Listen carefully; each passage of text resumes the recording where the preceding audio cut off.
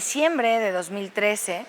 encuentro en Facebook un mensaje del señor José Luis Rubio, papá de Yakiri Rubio, en donde pedía de manera desesperada ayuda porque su hija había sido detenida por haber matado a uno de los dos violadores que la privaron de la libertad y la condujeron a un hotel de paso para posteriormente violarla sexualmente y apuñalarla con la intención de matarla. Ya al recurrir a las autoridades para ir a denunciar, en ese mismo momento cuando escapa del cuarto, encuentra a unos policías y cuando llega a denunciar,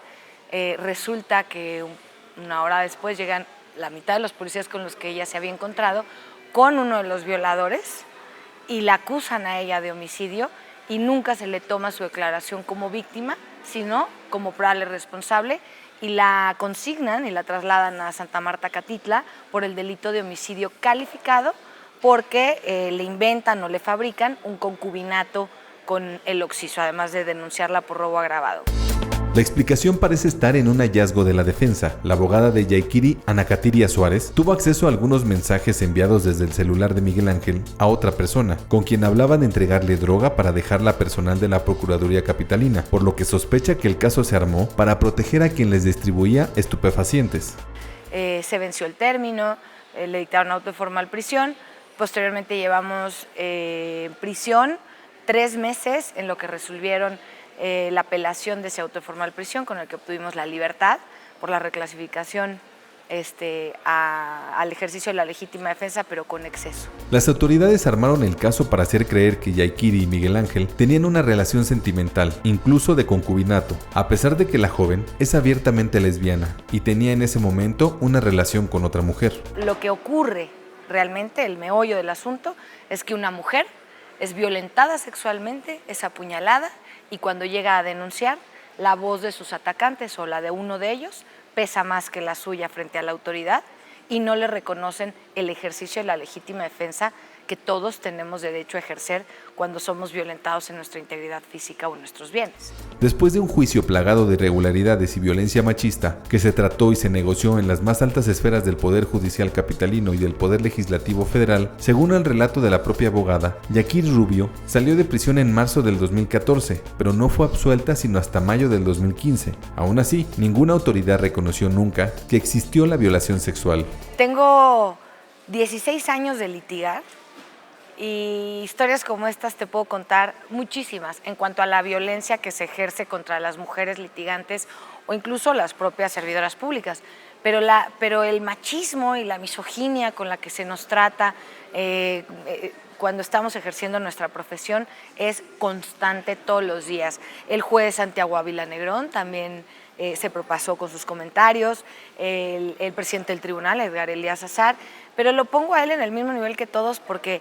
todos tienen la misma obligación de respetarnos, pero aún más el dirigente, el presidente de una institución que es la única encargada de procurarnos justicia.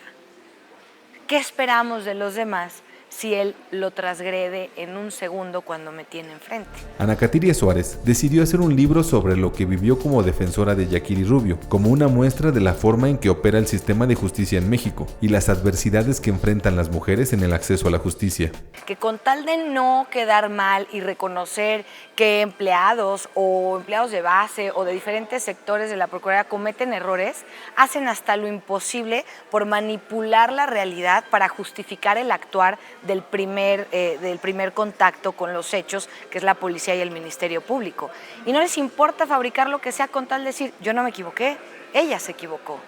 Hoy vemos que es lo mismo, las mismas violaciones que existen en la recomendación por las que hoy el procurador está fuera, son las mismas de la recomendación del caso Yakiri, son las mismas con las que gané la apelación y el amparo. Hay una justicia chiquita, poquitera, a tole con el dedo, porque le otorgaron el derecho a la legítima defensa porque la apuñalaron, pero nunca ninguna autoridad se ha sentado a reconocer que Yakiri fue violada y no lo han hecho porque el procurador bloqueó ese camino, porque ellos no iniciaron la averiguación previa que tuve que iniciar ya estando ya aquí en prisión. Tuve que exigirle que se desprendiera de su propia declaración, porque lo está, una averiguación previa en la que se acreditaría la violación de la que fue objeto. y ni la máxima autoridad en este país, que es en ámbito federal, se ha dado a la tarea de reconocer esa violación. Como los casos de Yakiri y Eitzel, podría haber miles en el sistema de justicia. Solo los reflectores pudieron hacer lo que la justicia no hizo, saber la verdadera historia y darle su lugar como víctimas y no como victimarias. Es muy doloroso estar teniendo que suplicarle a la autoridad, a las autoridades en general, que crean en una mujer. Y como defensora me pasa igual.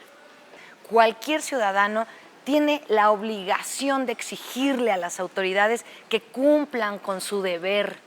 que cumplan con su trabajo para lo que reciben un sueldo. No más, no más. Simplemente que cumplan estrictamente lo que prometieron respetar: el servicio a la justicia. Nada más.